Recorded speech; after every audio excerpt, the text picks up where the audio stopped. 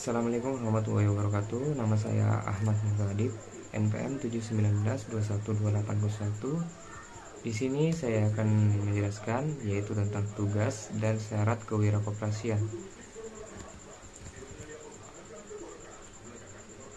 Adapun secara umum kewirakoperasian, katalis tugas kewirakoperasian adalah menciptakan keunggulan bersaing koperasi dibandingkan dengan organisasi usaha pesaingnya.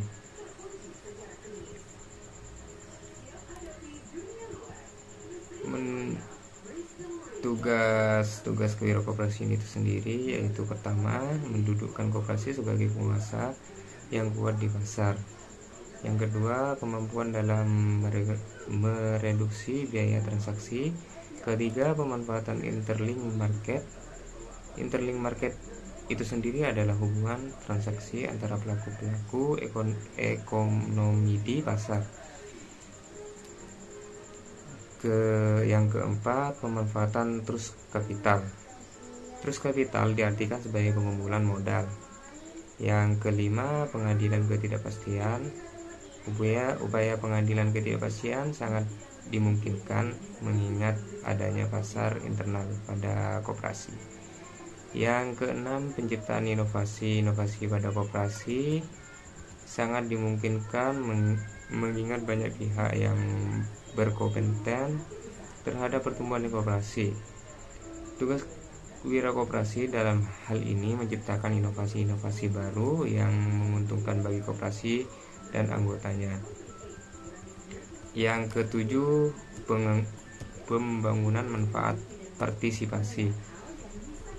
Keunggulan koperasi dapat diperoleh melalui partisipasi, baik partisipasi kontributif dalam penyerahan keuangan dan pengambilan keputusan maupun partisipasi intensif dalam hal pemanfaatan layanan koperasi.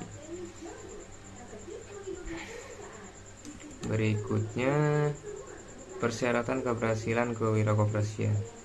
Menurut tokoh koperasi Ibnu Sujono, untuk memahami apa yang disebut kemampuan koperasi, kita perlu menggunakan tolak ukur keberhasilan koperasi secara mikro.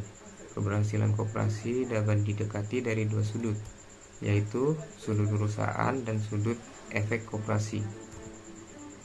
Dari sudut perusahaan, yang pertama, peningkatan anggota perorangan. Peningkatan anggota perorangan pada dasarnya lebih penting jumlah anggota perorangan daripada jumlah koperasi, karena sebagai kumpulan orang, kekuatan ekonomi bersumber dari anggota perorangan. Ada dua faktor keanggotaan yang perlu diperhatikan, yaitu kemampuan ekonomi dan tingkat kecerdasan anggota. Kemampuan ekonomi anggota penting karena dapat digerakkan untuk menyusun investasi. Sedangkan kecerdasan anggota sangat menentukan mutu manajemen yang sifatnya partisipatori. Dalam rapat anggota sebagai kekuasaan tertinggi dengan satu anggota, satu suara. Yang kedua, ada peningkatan modal. Peningkatan modal, terutama yang berasal dari koperasi sendiri. Jumlah modal dari dalam dapat digunakan sebagai salah satu indikator utama dari kemandirian koperasi. Semakin besar modal dari dalam, berarti kemandirian koperasi tersebut semakin tinggi. Indikator kemandirian yang lain adalah keberanian manajemen untuk mengambil keputusan sendiri. Yang ketiga, ada peningkatan volume usaha. Volume usaha berkaitan dengan skala ekonomi. Semakin besar volume usaha suatu koperasi, berarti semakin besar potensinya sebagai perusahaan, sehingga dapat memberikan pelayanan dalam jasa yang lebih baik kepada para anggota. Sejalan dengan identitas koperasi yang menyatakan bahwa anggota dan pelanggan adalah orang yang sama, maka volume usaha terutama harus berasal dari jasa anggota. Loyalitas dan partisipasi aktif anggota sangat menentukan besarnya volume usaha koperasi, khususnya yang berasal dari anggota.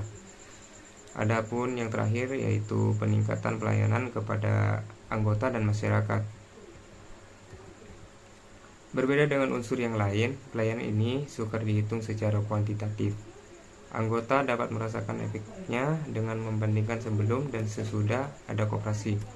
Bentuk pelayanan dapat bermacam-macam, misalnya pendidikan kesehatan, beasiswa, sumbangan pelayanan usaha yang cepat dan efisien, dan sebagainya. Selanjutnya, pendekatan dari sudut efek koperasi. Yang pertama, produktivitas. Produktivitas artinya koperasi dengan seluruh hasil kegiatannya dapat memenuhi seluruh kewajiban yang harus dibayarnya, seperti biaya perusahaan, kewajiban kepada anggota, dan sebagainya. Yang kedua, efektivitas. Dalam arti mampu memenuhi kewajiban terhadap anggota-anggotanya. Yang ketiga, adil. Dalam arti dalam melayani anggota-anggota tanpa melakukan diskriminasi. Yang keempat, mantap. Dalam arti bahwa koperasi begitu efektif sehingga anggota-anggota tidak ada alasan untuk meningkatkan koperasi guna mencari alternatif layanan di tempat lain yang dianggap lebih baik.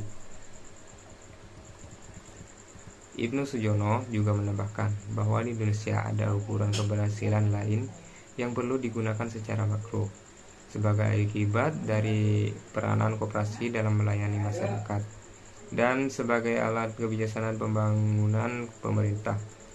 Ukuran keberhasilan ini seringkali didasarkan pada penilaian pemerintah terhadap pencapaian target yang sudah ditetapkan. Dalam hal di mana koperasi melaksanakan program-program pemerintah, maka seharusnya pemerintah menetapkan target-target yang ingin dicapai yang seharusnya sama atau tidak bertentangan dengan target yang diinginkan koperasi, sehingga keduanya dapat dipadukan. Dengan demikian, kepuasan anggota sebagai tolak ukur keberhasilan koperasi tetap bisa digunakan. Sebab apapun yang telah dicapai koperasi, keberhasilan koperasi harus diukur dari pendapatan anggota-anggotanya. Apakah mereka puas atau tidak atas kinerja koperasinya. Dengan berpedoman pada manajemen koperasi, di mana rapat anggota mempunyai kekuasaan tertinggi, maka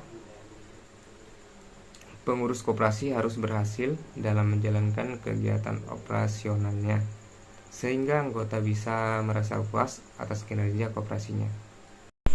Sekian penjelasan dari saya, kurang lebihnya mohon maaf. Wabillahi taufiq wal hidayah. Wassalamualaikum warahmatullahi wabarakatuh.